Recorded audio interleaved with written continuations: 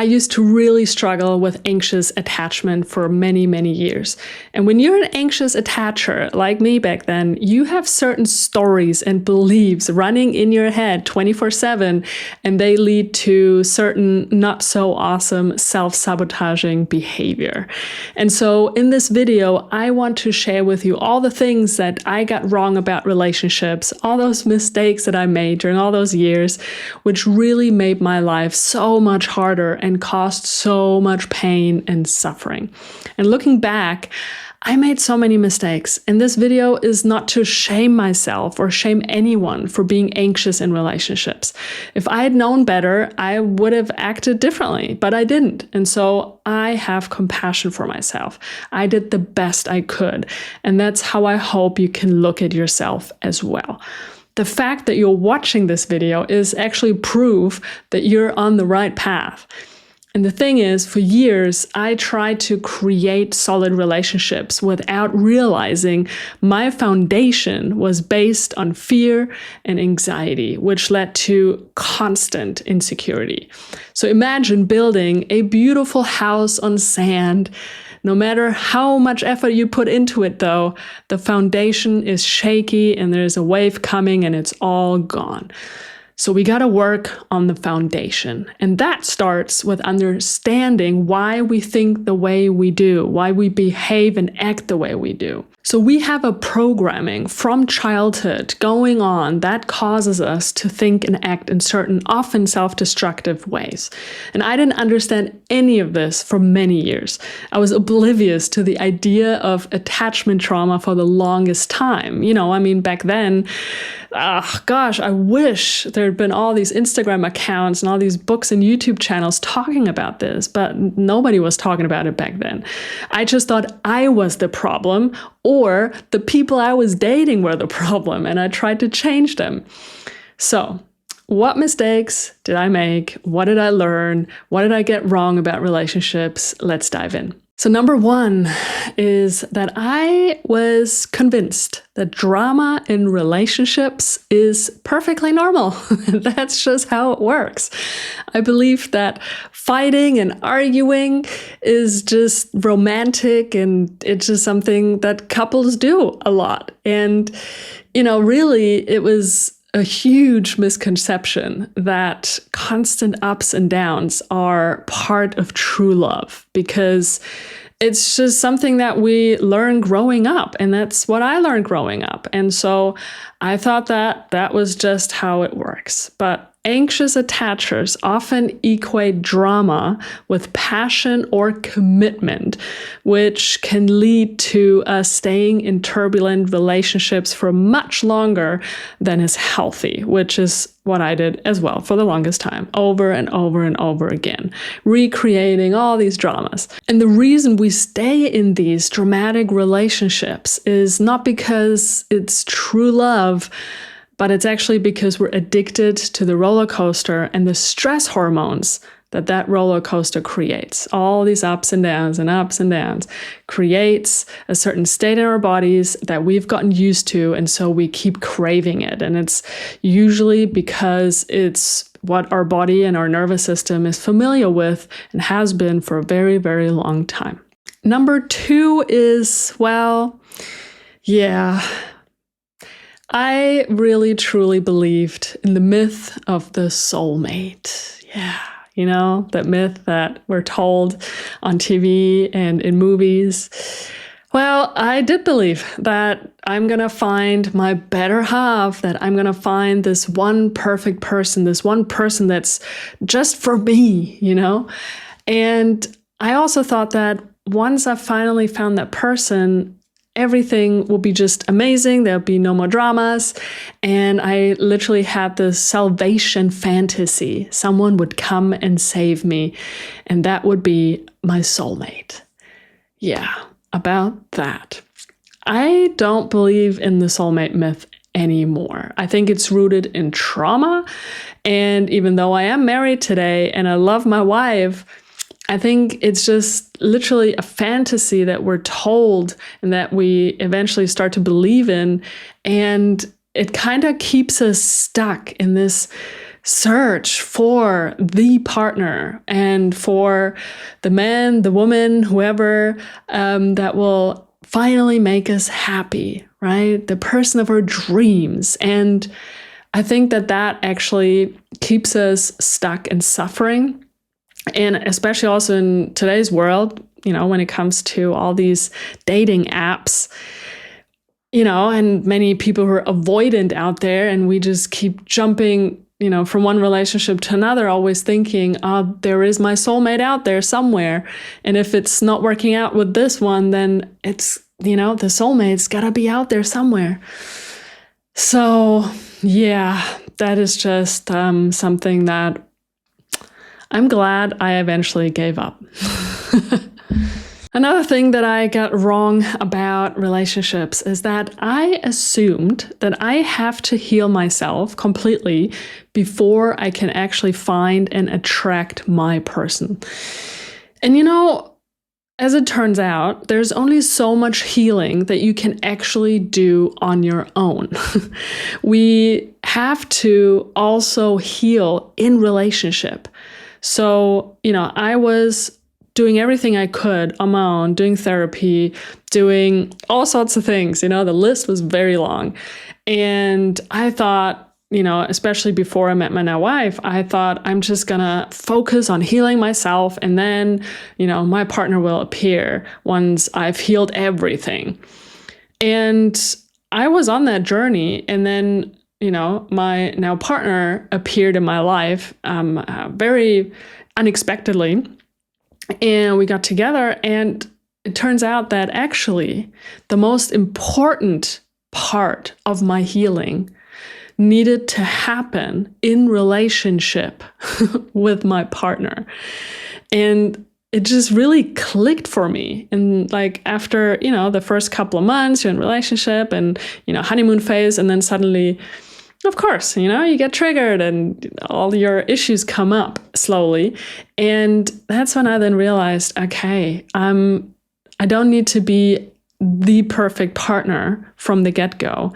It is something that we heal together, right? And if I can give you one advice, is that find someone who's ready to do the inner work with you, because you're not going to heal yourself completely of your anxious attachment before you then, get to meet your person. And it's really something that you have to work on together, and you need someone who's ready to go there with you. Number 4 is that I believe that moving quickly from the get-go when you meet someone new, that is a really good thing. And that taking things slow is a bad sign. It would actually make me feel really insecure and very anxious when the person that I was dating was slowing things down and wanted to take things, step by step. Because I always had this drive to move really quickly and to, move in within a couple of weeks of knowing each other, sort of, but you know what I mean. And really, having this intention and this drive to move very quickly when you just started to get to know someone, it actually is often rooted in abandonment fears, right? And which was the case for me. I, looking back now, and I look at myself and I was like, wow, I was so insecure. I was so anxious. I was so afraid of being abandoned again, being alone again. So there was this pull of, let's move quickly. Let's just tie the knot really quick and, so that I can finally feel secure, right? And feel safe and finally be able to relax. And that in and of itself, that constant push to move quick, actually often turned into, just a self-fulfilling prophecy, because eventually I would be abandoned, I would be rejected. So that was a hard pill to swallow though. Next is number 5. And this one I think many of us struggle with, that have an anxious attachment style. And that is, I needed my partners, or the people I was dating, I needed them to make me feel safe and to make me feel regulated. I basically outsourced my safety, my regulation to another person. I didn't know how to self-soothe myself. I didn't know how to self-regulate. I didn't know anything about the nervous system, about attachment styles. And I was so dependent on my partner to make me happy, which really is just another word for feeling safe, feeling regulated, feeling, at peace. And I could really often only do that when I was in contact with them or when they were with me in the moment. And oftentimes when they weren't there or I couldn't get a hold of them, I would be dysregulated and I would spiral. And so that is something that I needed to learn in my my present relationship, that I needed to learn how to actually self-soothe and self-regulate and be my own source of safety and not outsource it to my partner. Number 6 is that I thought that love equals intuition and that my partner would have to know or would have to be able to read my mind and to know what I want and need at all times without me having to express it. I thought it was a bad sign that if I had to tell my partner what I needed and what I wanted, because I thought real love, if someone was really in love with me, they would know what I want and what I need. I had these really high expectations and this fantasy that, my partner could just read my thoughts. But in reality, I just couldn't connect to and express my needs and my wants authentically. On the one hand, I was really disconnected from my needs. And on the other hand, I had a really hard time, even if I knew what I needed, to actually express that in a way that wouldn't cause drama, because that's what happened a lot. They wouldn't actually, read my mind and know what my needs were in the moment. And so then I would feel rejected and I would make them responsible for me feeling rejected. And how this spiral goes. It just went on and on and on. Well, I needed to learn that, number 1, I needed to figure out what are my needs in any given moment and what are needs that come from my maybe anxious self, what are needs that come from the part of me that, just authentically wants to be loved and be in relationship, and how can I communicate my needs and my wants in a way that doesn't trigger my partner? And how can it come from a place of, simply wanting to be seen, be heard, be loved? And that wasn't easy. It definitely took a while and several therapy sessions on my own, but also with my partner to get there. So that was definitely a process, but I feel like I'm doing pretty good in that department these days. Number 7 is that I believed that not being anxious or that healing my anxious attachment was the answer to then finally attract a healthy relationship, whatever I thought that meant back then, right? I didn't really know.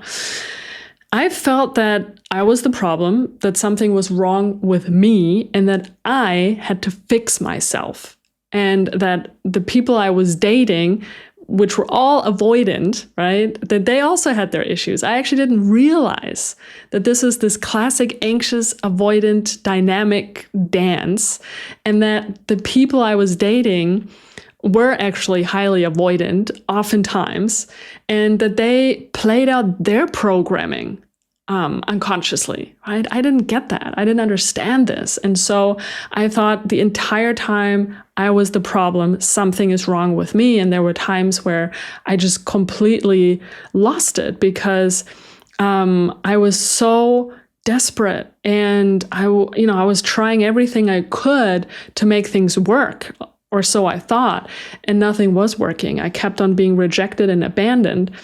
And in the end, looking back now, all the people I was dating, they were all avoidance. It's so clear.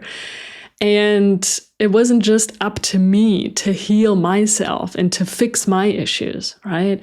It always takes two. And lastly, I thought that love would conquer all. Love always wins. If we love each other, we can just make it work. Well, the reality is love does not conquer all. Love is not enough to make something work, especially when your needs can't be met by your partner because they just can't meet them, right? And I would often find myself in situationships also with people, and they would live on the other side of the planet, and I would try and make it work. Or they would have life circumstances that were just not very compatible to the way I was living my life. And I would still try to make it work because love, love should be enough to be happy and to be together and no, that just wasn't, no. It's important to find someone, number one, who's ready to do the work with you. Number two, someone who's also willing to meet your needs somewhere in the middle there. And also to meet someone who actually, aligns with your values, with your goals in life. And love is just not enough. But that one is a really hard pill to swallow because we hold on to the idea of love and let's make it work, rather than really checking in with our needs and our values and our standards and being honest with ourselves, right? And realizing, no matter how hard I would try, even if love conquers everything, it's not going to work. Yeah. And in the end, I didn't have to fight with my now partner to make anything work. It just worked out because we were willing to go there and because she was the right person for me and because we just aligned in our values and our goals in life. And it just all made sense. I didn't have to bend backwards and forwards to somehow make it work. And that was also a very big lesson to learn. And so, eventually I woke up after years and years of suffering and pain, and it was really devastating for a very long time. But eventually and finally, I had my awakening. I learned about attachment trauma. I worked on healing my own attachment trauma actively. And eventually, I met my now wife. And I now look back and I smile at my younger self. I have so much compassion for this part of me, for this younger version of me that was trying so hard and fighting and fighting and fighting. But I just didn't know better. I suffered immensely for years. And I wish I'd come across the idea of attachment trauma earlier. I really could have saved myself years and years of useless therapy and other healing modalities that I tried out. But here I am today, grateful that I made it to the other side. And now that you understand some of my biggest mistakes and where I went wrong, it's time to look at how we can actually start healing.